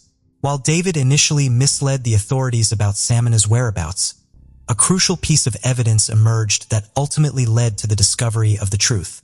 A friend of David's, prompted by his arrest, came forward and revealed that David had entrusted him with a set of keys, including one that belonged to an allotment he owned in Leicester. The police, acting swiftly on this information, descended upon the allotment, carrying the weight of hope and determination. On January 16, 2015, the long-held silence surrounding Samina's disappearance was shattered, leaving hearts broken. Upon arrival at David's allotment, an unsettling sight greeted them. A sheet of tarpaulin lay crumpled on the ground with a suspicious mound of earth beneath it. Footprints, fresh and clear, marked the surrounding area. As they carefully excavated the soil, the grim reality unfolded. Samina Imam's body was found in Leicester, owned by David Cooper, a seemingly ordinary structure now at the center of a disturbing discovery. The haphazard manner in which the body was concealed spoke volumes about the perpetrator's state of mind. It was a stark contrast to the meticulous planning seemingly evident in the earliest stages of the crime. The haste and lack of proper concealment suggested that their focus was solely on the act itself, with little thought given to evading detection or ensuring a successful cover-up. This botched attempt ultimately led to their undoing and exposed the truth to the light of justice. Most disturbingly, Samina's body was found wrapped in cling film and a sleeping bag that belonged to David Cooper, serving as concrete evidence of his involvement in this tragic crime. Adding to the grimness was a sign hanging on the shed, its message blunt: "Don't wind me up. I'm running out of places to hide the bodies." The West Midlands police investigation was determined and thorough. They followed every lead carefully, leaving no stone unturned, and pieced together the events leading to Samina's tragic end. What made this ordeal particularly unsettling wasn't only the discovery of Samina's remains. The sign, meant as a joke, became a chilling confession, revealing the darkness lurking beneath ordinary surfaces. It was as if the perpetrator was challenging the law enforcement itself. Post-mortem examinations confirmed that the Cardiff-based shop worker met her demise due to chloroform. Additionally, a peculiar mix of metallic elements, antimony, cadmium, tin, mercury, and arsenic was likely administered to Samina Imam in a liquid form. During the 8-week trial, the chilling truth emerged. Roger Cooper carefully planned to silence Samina Imam for months, fearing she would expose their affair. The brothers, 41-year-old Roger and 39-year-old David Cooper, remained composed during their trial, avoiding eye contact as the jury unanimously convicted them at Birmingham Crown Court. Later, on October 20th, 2015, during the trial, Roger made a shocking admission, revealing that a seemingly puzzling message, "You are expected, Vader," was actually a coded reference to Miss Imam. He claimed it was part of a surveillance effort to determine if she was involved with someone else. But the truth was the brothers' first attempt to harm Samina Imam took place way before in December at Soil Hill Premier Inn. Samina was a regular guest and planned to spend the night there following a Christmas party. Under the guise of a surprise, Roger had instructed Samina to meet him at the hotel, claiming to have booked a room for them.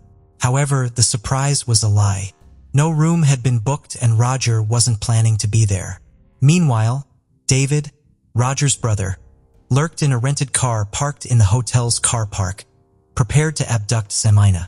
To communicate their plan, the brothers relied on cryptic messages coded in Star Wars references like "Death Star complete" and "Stay on target, stay on target." You are expected, however, on that day, the taxi stopped right at the entrance, which didn't give David a chance to get close to Samina. The plan failed and Samina safely entered the hotel. Frustrated, David sent a message to his brother in broken French, which translated to, "There's no point, no score. The window of opportunity is closed." Samina, just 34 and one of Roger's lovers, was later overpowered on Christmas Eve of 2014 at David Cooper's home, meeting a tragic death by chloroform. Despite their calm facade and planning, justice caught up with the brothers. Arrested under suspicion a week before Samina's body was discovered, they couldn't escape the truth uncovered by post-mortem tests. Their arrest and subsequent conviction by Judge Thomas on October 21st, 2015 led to a life sentence for each with a minimum of 30 years of prison time. While sentencing the Cooper brothers, the killers, for life, Judge Thomas told the siblings, "The use of poison in a case such as this demonstrates a cold-blooded intention to kill, regardless of the consequences. You worked together hand in glove in planning and carrying out the murder of a joyful and bubbly young woman, brutally betrayed by a man she loved and his brother." DCI Caroline Marsh, senior investigating officer, shared her views on this case outside court. She said, I would say this is the most callous offense I've ever investigated. Most murders that occur are spontaneous events driven by anger or jealousy. Whereas in this case, what we uncovered was weeks and weeks of planning to kill Samina and a really unusual cause of death. We rarely see chloroform homicides. It's a mystery to the investigation why David Cooper would do something like this for his brother. An extreme act. To kill a woman that he hardly knew. Their cryptic messages and meticulous planning failed in the face of justice, ensuring they'll spend all of their remaining Christmases behind bars, serving their deserved punishment. The anguish of losing Samina in such cruel circumstances was overwhelming for the family. The statement released by Samina's younger brother Imran Imam reflected the profound impact of her loss. He mourned not only the loss of his sister, but also the absence of her guidance and support during challenging times. Imran expressed the torment of contemplating Samina's final moments and the pain of not being able to seek her counsel anymore. The reminders of her absence were constant, with everyday triggers evoking memories that intensified their grief. This made it even more challenging to come to terms with their loss. The family's sentiments echoed a collective sense of shock, sorrow, and fear as they grappled with the reality of Samina's untimely and tragic demise, leaving an irreparable void in their lives. As we close this chapter on the tragedy of Samina Imam, it's impossible not to be shaken by the sheer senselessness of it all. Roger had countless opportunities to avoid this irreversible path. He could have chosen honesty, transparency, or even simply ending the relationship. Instead, he and his brother embarked on a calculated, cruel course of action that resulted in the loss of a vibrant life. This case stands as a stark example of the devastating consequences that can unfold when we prioritize personal desires over basic human decency. Let it serve as a cautionary tale, urging us to choose compassion and integrity over expediency and self-interest. May Samina's memory inspire us to uphold the values of honesty, respect, and accountability, ensuring that such a tragedy never befalls another innocent soul. On January 24, 1991, at 4:45 p.m., 13-year-old Paula Ilera returned home from school in East Harlem, New York.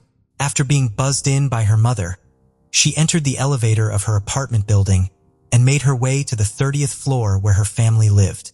However, during this short journey, Paula mysteriously disappeared.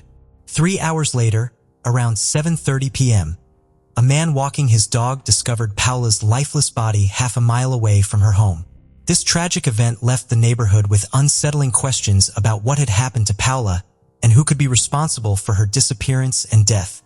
The Ala and her family were an integral part of the East Harlem community, also known as El Barrio, situated in the heart of Manhattan, New York City.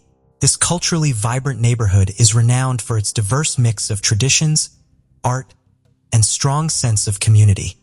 East Harlem proudly embraces its Hispanic and Latino heritage, evident in its lively festivals, eateries, and vibrant street murals. The neighborhood is also home to the esteemed Museum of the City of New York, which showcases the city's rich history. According to statistics, the likelihood of being the victim of crime in East Harlem is approximately 1 in 22, setting the backdrop for our story. Paula Ilera was born in Colombia in the late 1970s to her parents, Cesar and Olga Ilera. She had 2 older siblings, Julio and Alexandra. In June of 1990, Paula, along with her mother and siblings, moved to East Harlem, New York City, in search of a better life. They resided on the 30th floor of an apartment building located at 420 East 111th Street, where they lived with Paula's uncle Guillermo Espina. Meanwhile, her father, Cesar, remained in Colombia, working as a taxi driver and saving money to eventually join his family in New York. Upon their arrival in New York, Paula enrolled in junior high school. According to her sister, Alexandra, Paula excelled academically and dedicated her spare time to studying English and mathematics. She possessed only a small circle of companions, primarily her classmates, and had aspirations of becoming a lawyer in order to assist those in need. Her uncle Guillermo regarded her as exceptionally intelligent and mature for her age, displaying the level of thinking that surpassed her years. He also observed that Paula found great joy in New York due to her fondness for the English language. According to her uncle Guillermo, she was a young girl with numerous ambitions for the future. Paula and her family seemed to be progressing smoothly until a devastating incident abruptly altered the course of their lives. On the chilly afternoon of January 24, 1991, Paula, who was merely 13 years old at the time, departed from her school and made her way back to the familiar surroundings of her apartment building. At approximately 4:45 p.m., she arrived at the building's entrance and utilized the intercom to contact her apartment. Her mother, Olga, responded and granted her access by pressing the button to unlock the lobby door. Little did Olga know that this ordinary interaction would be the last one she would share with her beloved daughter. With the door now open, Paula entered the lobby and stepped into an elevator. However, tragically, she never reached their 30th floor apartment. 10 minutes later, when Paula had not yet arrived home, her brother and uncle grew concerned. They sensed that something was awry and decided to search for her. As they hurried down to the lobby, they discovered it to be completely deserted.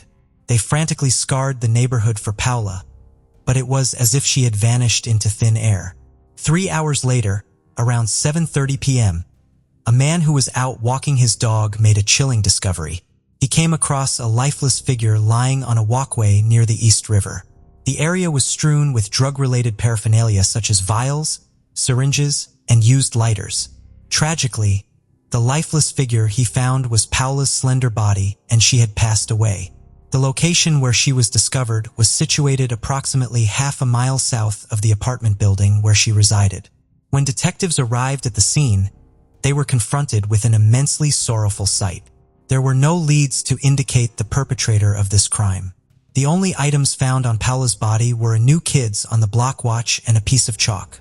Paula's murder deeply impacted her family and the entire neighborhood. Her mother Olga was devastated, struggling to accept the loss of her daughter. Students and teachers at Paula's school were shocked by the tragedy. In the aftermath, teachers held meetings with students to offer support to those close to Paula, helping them deal with their sorrow. They also cautioned students against walking alone in the area for safety. Reporters were barred from entering the school, and the principal, along with district officials, refused to speak with them. Detectives were left with many unanswered questions.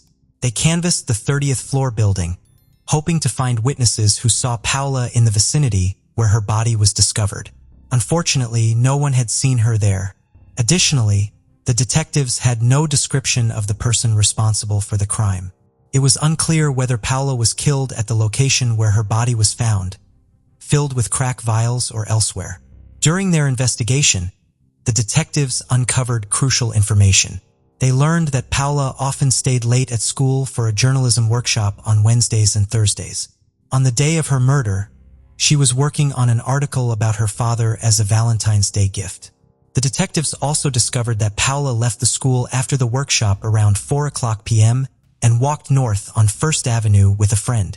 They parted ways at 106th Street, with Paula heading towards her family's apartment building. During their investigation, the detectives gathered information that revealed another teenager, Aram Warford, had entered the same elevator as Paula.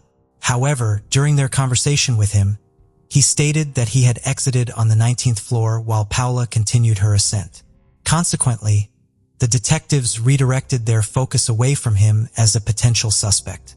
The autopsy provided a harrowing account of the extent of Paula's suffering. She had been violated, strangled, and stabbed 3 times near her heart. The medical examiner also observed peculiar elongated marks on her thighs. It was evident that Paula had valiantly resisted her attacker, who had forcefully spread her legs, resulting in bruises that matched the shape of fingers. Additionally, the examiner collected male hair from her body, which was preserved as evidence. On February 2, 1991, Paula was laid to rest at St. Michael's Cemetery in East Elmhurst, Queens. For months after her tragic murder, Paula's family made the decision to relocate to Flushing, New York, where they received support from Victim Services, a private nonprofit organization aiding victims of violent crimes and their families. In Flushing, Olga sought solace through counseling at the Families of Homicide Victims program, also operated by victim services. As the family continued to cope and heal, they clung to the hope of attaining justice for Paula. However, as time passed, the case gradually grew colder and the pursuit of answers became increasingly arduous. The murder of a 13-year-old girl should have garnered significant media attention in any city at any time. Regrettably, in the violence-plagued New York of 1991, this horrific crime in East Harlem went largely unnoticed. Between 1990 and 1992, the city reported over 2,000 murders annually, with an average of 6 bodies discovered daily across the 5 boroughs of New York City. Unfortunately, the majority of these incidents occurred in impoverished, predominantly minority neighborhoods such as East Harlem, the South Bronx, and East New York, Brooklyn. Unfortunately, only a handful of these cases garnered significant attention from the media. Instead, the media tended to focus on more high-end crimes involving affluent, white victims in picturesque settings. Due to the lack of media coverage and political pressure, Paula's case was classified as a low-priority homicide. Consequently, her murder went unsolved and was largely forgotten throughout most of the 1990s. In the mid-1990s, crime rates in New York City were decreasing. However, in the housing projects of East Harlem, a troubling pattern persisted. A series of apparently unrelated incidents emerged, all involving the assault and murder of young, attractive teenagers, regardless of their race. In 1994, a 15-year-old girl fell victim to an attacker wielding a knife. This incident unveiled a consistent modus operandi employed by the perpetrator, which he repeated multiple times over the next 4 years. He would approach the teenager from behind, lead her to a secluded spot, blindfold her with a piece of her own clothing, coerce her to undress, and then subject her to assault. Surprisingly, the 15-year-old survivor managed to provide a description of her assailant. He was a well-groomed young man with a muscular physique and an inflated sense of self-worth. Shockingly, he even informed the victim that she should consider herself lucky to be assaulted by someone as good-looking as himself. A few years later, on September 10, 1997, firefighters were called to a rooftop fire at the George Washington houses on East 104th Street. Upon investigation, they found the lifeless body of a woman who had been severely abused, struck with a blunt object, and burned beyond recognition. This victim was later identified as 19-year-old Johalis Castro, who had relocated to New York from the Dominican Republic with her family. Johalis, a young mother with a daughter, had been pursuing her studies in computer science at a community college in the Bronx. 7 months later, in April of 1998, a 13-year-old girl became the next victim in the same neighborhood. Fortunately, this young victim was able to escape with her life. 2 months after that, on June 2, 1998, 17-year-old Rashida Washington met a tragic end. She was discovered in a 15th-floor stairwell of an East 112th Street housing project, having been robbed, assaulted, and strangled. When Rashida's body was found, it was not immediately clear what had transpired. Her lifeless body, covered by a shirt, was positioned in a seated stance against the wall. Similar to the previous victims, Rashida, a fashion student who worked at a clothing boutique, was petite, weighing only 100 pounds. Sadly, she was murdered just 3 days after celebrating her 18th birthday. In that same year, during the autumn, 2 more young teenagers fell victim to assaults in the same area. A 15-year-old was attacked on September 25, 1998, followed by a 14-year-old on November 16th. Thankfully, these 2 adolescents survived, likely because they did not get a good look at the attacker before being blindfolded. Despite the ongoing similar cases, the police did not publicly acknowledge the possibility of a serial murderer targeting teenage girls in East Harlem. However, due to the concerns raised by the parents of the victims, the police eventually decided to take immediate action. In the 1990s, there was a relatively small database of DNA samples on record because widespread testing of convicted felons had not yet begun. However, a significant breakthrough occurred in the autumn of 1998. Regarding the East Harlem cases, New York police forensics experts compared bodily fluid evidence from Rashida Washington's murder with evidence from 2 other similar cases in the neighborhood. These tests definitively linked the same perpetrator to all 3 crimes. Finally, detectives had concrete evidence confirming the existence of a serial criminal preying on teenagers in Harlem. In response, the police leadership formed a specialized task force consisting of detectives with a specific goal of capturing the suspect. They took action by circulating the wanted poster featuring a sketch of the serial attacker based on descriptions provided by the victims.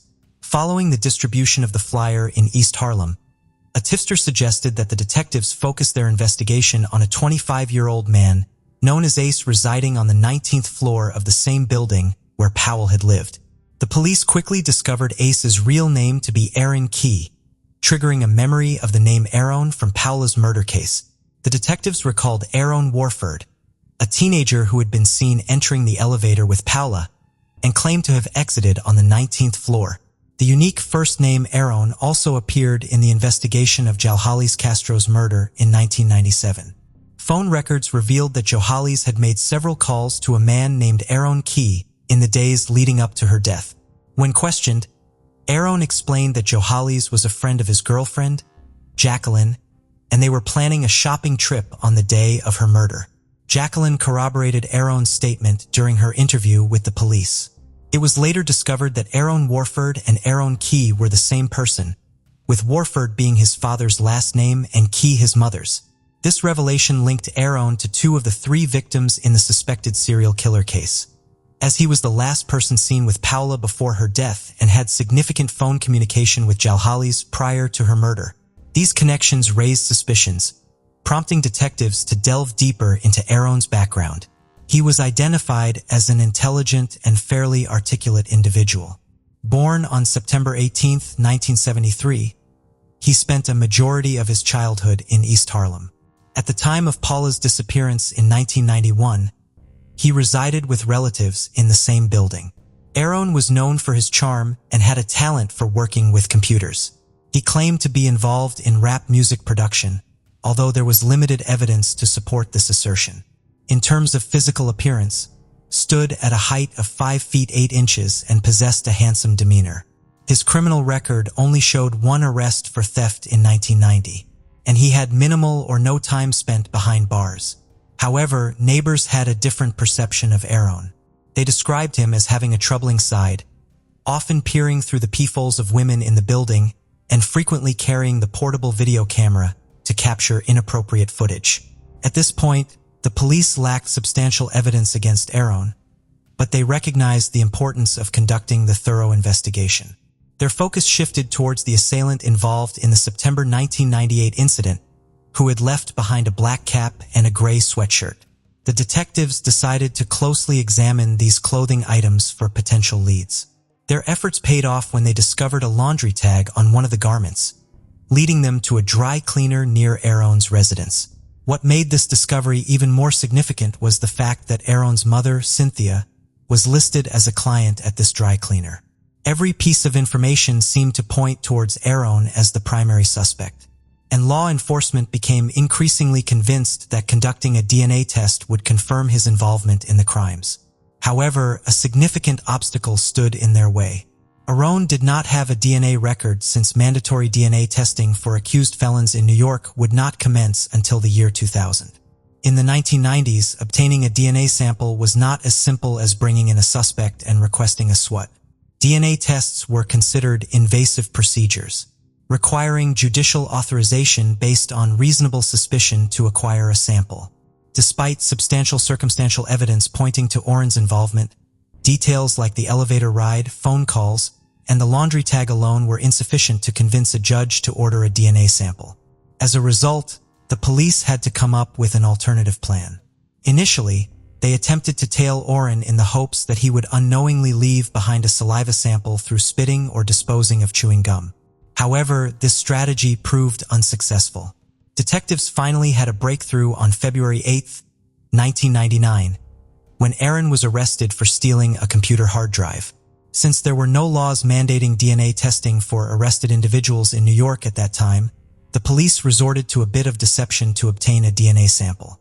A female detective disguised herself as a doctor and approached Aaron, asking for a saliva sample under the guise of a routine osteoporosis test. Despite handing him paperwork to sign, Aaron, being cautious, refused to cooperate upon noticing a line mentioning DNA analysis. He cited his faith as a Jehovah's Witness, which prohibited him from participating in medical treatment. After tearing his paper cup into pieces and flushing them down the toilet, he swapped cups with a cellmate to further confuse investigators. However, the police were prepared and had already taken steps to secure the necessary evidence. Shortly after Aram's arrest, he found himself in a shared holding cell with several other men. While they were there, the attendants provided them with cups of water. The detectives were able to locate these cups in a waste paper basket and sent them for DNA testing. In just a matter of days, the results came back, confirming that a sample collected from the rim of one of the cups found in the police holding cell matched the DNA of the East Harlem criminal. By the time the DNA test results were ready on February 12, 1999, Aaron had already been released without bail, as he was only facing a misdemeanor charge related to computer theft. Meanwhile, the New York Police Department offered an $11,000 reward for any information that could lead to his arrest. Authorities soon discovered that Aaron had traveled to Brownsville, Brooklyn, and met up with his 16-year-old girlfriend named Angelique Stallings. Her parents believed that they were going on a Valentine's Day date. However, instead of sticking to their plans, Aaron and Angelique boarded a bus headed for Florida from Newark, New Jersey. Detectives grew concerned that Angelique might be in danger, potentially facing the same fate as the previous victims. After Aaron arrived in South Florida, he made 2 phone calls to another girlfriend back in New York. By this time, news of this status as a suspected serial killer on the run had made headlines. The second girlfriend, aware of the situation, promptly contacted the police and provided information that Aaron was staying at the Miami Sun Hotel, located just 2 blocks from the beach on Northeast 1st Avenue in downtown Miami. Responding to this tip, 2 New York detectives rushed to the hotel and began surveilling it. When they spotted Aaron and Angelique walking around inside, they called the Miami-Dade SWAT team for assistance. The SWAT team stormed the building and discovered Aaron and Angelique hiding under the bed on the hotel's floor. On February 19, 1999, Aaron was apprehended and placed in custody. When detectives tried to question Aaron regarding the East Harlem crimes, he chose to remain silent and withhold any information. However, the police devised a strategy. They later watched and listened from behind a 2-way mirror as they permitted Angelique to enter the interrogation room. Aaron and Angelique thought they were having a private moment to bid farewell. During their conversation, Angelique urged Aaron to clarify why he had carried out the crimes. Aaron's response was enigmatic. He mentioned that he had bugged out and claimed to have been unwell. Following a prolonged 4-month legal dispute, Aaron was eventually extradited to New York to stand trial on 22 felony charges linked to 4 assaults and the killings of Paula Ellera, Johalis Castro, and Rashida Washington. DNA evidence linked Aaron to 6 out of the 7 cases. Throughout the trial in the autumn of 2000, prosecutors John Irwin and Richard Plansky put forth a compelling case with a deluge of testimonies and DNA evidence against Aaron. They summoned 130 prosecution witnesses, including 2 of Aaron's victims. Aaron himself insisted on being the initial defense witness to testify. Over the span of 2 days of testimony, Aaron exhibited a variety of emotions, from laughing like a schoolgirl to weeping like a baby. He also voiced his frustration at being prosecuted. His soliloquy, which was largely unimpeded by the judge, prosecutors, or his own lawyers, touched on a wide array of subjects such as pop culture, drugs, rap music, jail food, and his musings on the criminal justice system. With numerous family members of his victims in attendance in the courtroom, Aaron spun a peculiar tale to elucidate why he found himself facing charges of savage serial violence against young women. He claimed that the police had colluded to frame him as part of a cover-up orchestrated by a corrupt medical examiner involved in the illicit trade of human organs. He even alleged that his DNA had been tampered with in what he termed genetic shuffling. However, the jury was not convinced by his intricate tale. On December 16, 2000, when the guilty verdict was announced, the courtroom erupted in cheers. As Aaron was escorted past the grieving relatives, he directed a vulgar curse at them. During the sentencing a month later, in January 2001, the family members of Aaron's victims had the opportunity to directly address him. Alba's mother, spoke to him, expressing her hope that he would comprehend the torment of sleepless nights, loss of appetite, the inability to walk or breathe, and the absence of peace, all while thinking about her daughter's suffering at the time of her death. Olga shared her enduring pain, having brought her daughter to the country in pursuit of the American dream. When it was Aaron's turn to speak at the sentencing hearing, he broke down in tears and apologized. In response, a male cousin of Jalhalis Castro erupted in anger and attempted to leap over the barrier to attack Aaron. Following this, Justice Joan Soldanek delivered the sentence. She imposed 3 life sentences on Aaron, each without the possibility of parole for the 3 murders. Additionally, he received a 400-year sentence for 4 counts of abuse. Aaron was incarcerated in the Clinton Correctional Facility located in Dannemora, New York. By the time Aaron was sentenced, lawmakers in New York and many other states had enacted laws mandating DNA testing for individuals arrested in connection with violent crimes. Since then, this testing has been expanded to include most felony arrests, encompassing both violent and nonviolent offenses. Furthermore, certain jurisdictions have initiated DNA testing for individuals arrested for misdemeanors. For Olga, the agony of losing Paula remains as fresh as ever. She understands all too well that the anguish resulting from the sudden and senseless loss of a loved one does not diminish with time, especially when so many unanswered questions persist. 9-year-old Elizabeth Olton was the youngest of 3 children and lived with her mother Patty in St. Martin's, Missouri, a small rural town of just over 1,000 people. Elizabeth loved all things theater and performing and had just been cast in the school play, which she was throwing herself into wholeheartedly. She was running through her lines every day with anyone that would read the other parts with her, practicing her songs and asking her siblings to act alongside her. She would find any excuse to dress up and sing along to Hannah Montana and Taylor Swift. Everyone said she was a very sweet, innocent, and kind-hearted girl, always so friendly and caring and looking out for everyone she knew. She and her mother Patty were especially close, loving to bake together and play puzzles and games. October 21st, 2009 was a typical Wednesday. Everybody was back from school and the dinner was being cooked. One of Elizabeth's friends, Emma, knocked on Patty's door and asked if Elizabeth could go out and play with her. Patty at first said no because it was a school night and the family meal was almost ready. But after her daughter heard Emma at the door, both girls were relentless in trying to go out together, jumping up and down and begging for Patty to let them go. Emma lived just 4 houses away and the pair and their other siblings were at each other's homes a lot. Patty told Elizabeth she had 1 hour and no more and she wanted her home by 6:15 p.m. Elizabeth was still not home and it was 15 minutes past the agreed time, which for a child as conscientious as Elizabeth was a reason to be concerned. The sun was setting and Patty said there was no way her daughter would still be out voluntarily as she was terrified of the dark. Patty called her phone, but it went straight to voicemail. She then rang Emma's grandmother Karen, whom Emma and her siblings lived with. To her horror, Karen said she hadn't seen Elizabeth either, and she had no idea that Emma had even knocked at her door that afternoon. Patty hung up straight away and called the police. By 6:30, officers were at Patty's house and combing through the area. The street the family lived on was very close to about 60 acres of woodland, and this was a huge yet overwhelming focus for the search teams. The police headed over to Emma's house, but they all maintained she hadn't been there.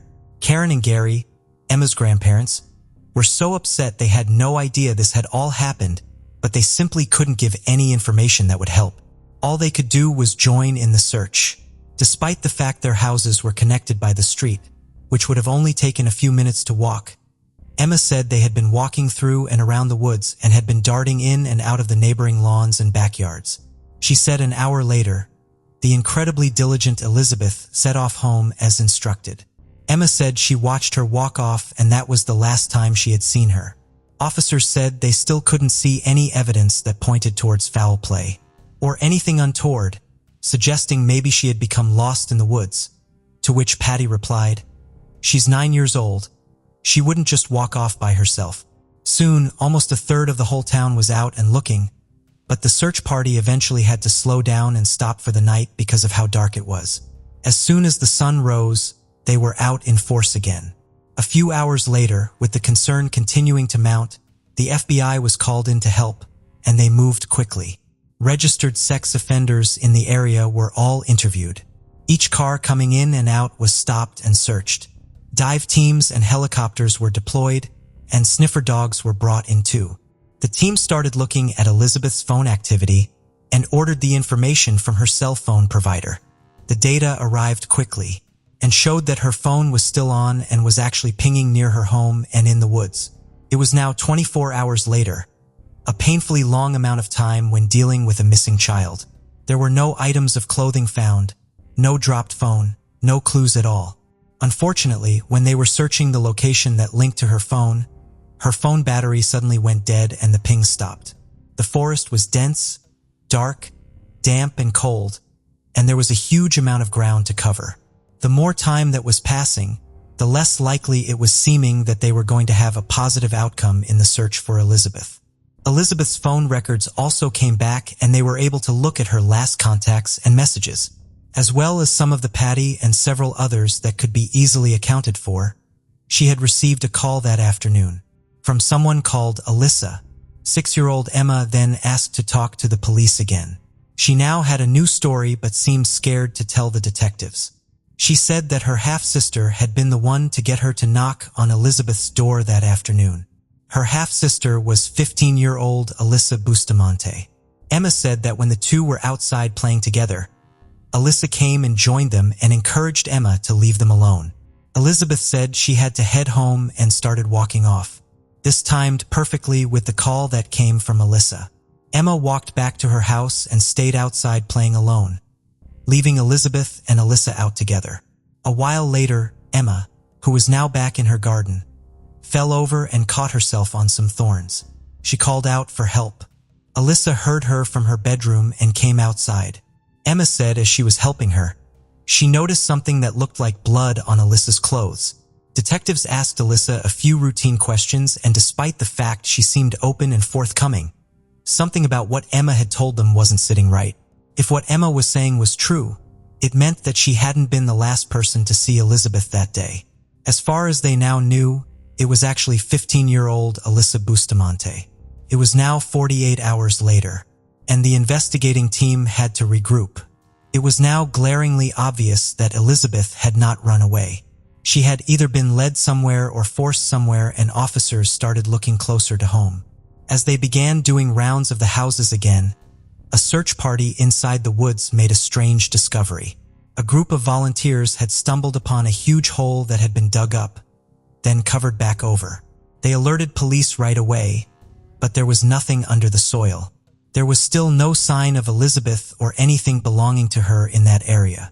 When detectives had been at the Bustamante house talking to Emma and Alyssa, they had noticed several holes in the garden that looked similar in size and shape to this one.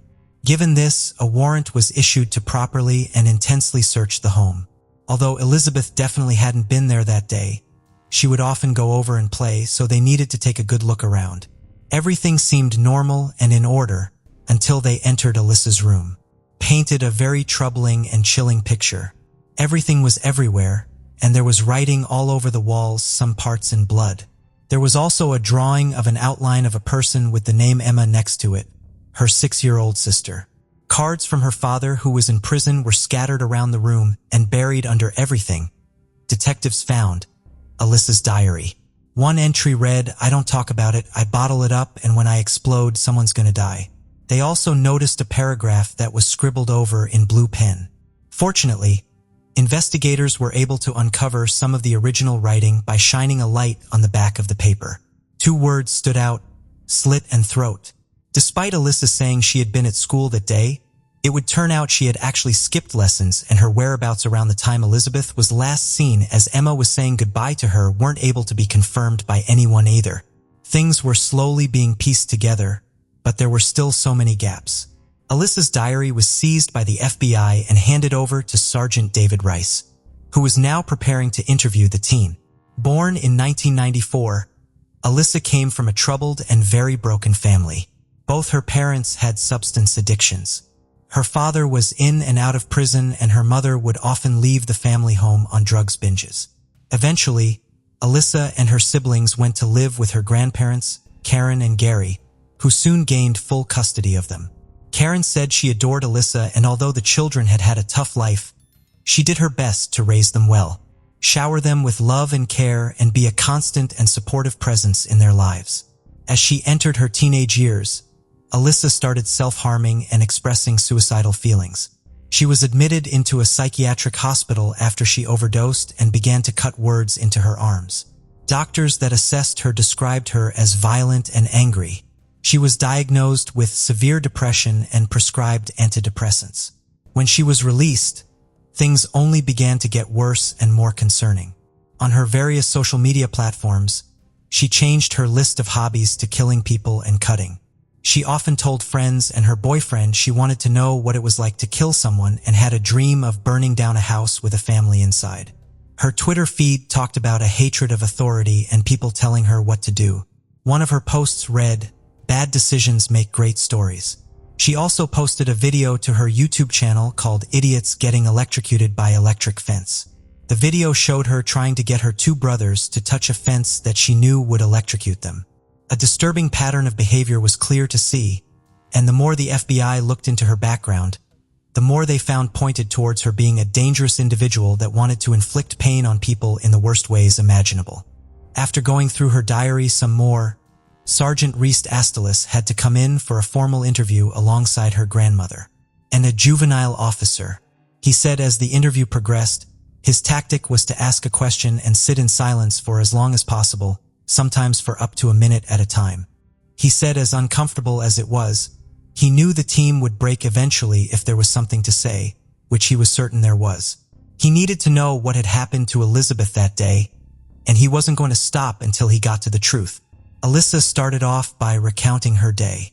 She said she had come back from school at around 3:30 and then had gone for a walk in the forest at around 4:30, 5 p.m. They now knew she was never at school that day, so she was already trapping herself in lies. She said she was supposed to take Emma on a walk with her, but ditched her as she was annoying and instead went walking alone. She claimed she had come back about an hour later and was up in her room when she heard Emma shouting for help from outside.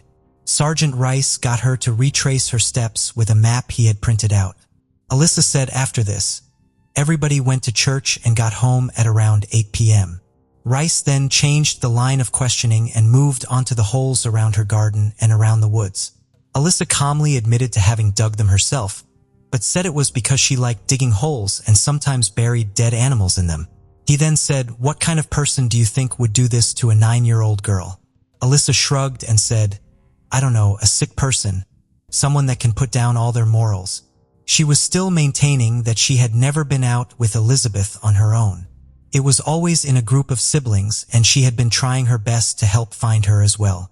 After this, he started asking questions about Elizabeth's phone, explaining that the data did not lie and it was indicating that her phone was somewhere behind Alyssa's house, which she showed her on a map.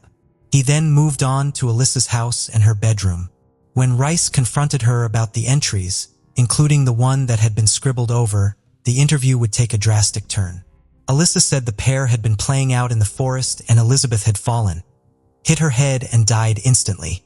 Panicked, she had tried to conceal her body by burning it. But given the final entry in her diary, Rice knew this wasn't true. But it was the start of the truth coming out. He just had to keep chipping away and poking holes in her stories. The entry in her diary that had been scribbled over had now been completely uncovered, and it read as follows. "I just fucking killed someone. I strangled them and slit their throats and stabbed them.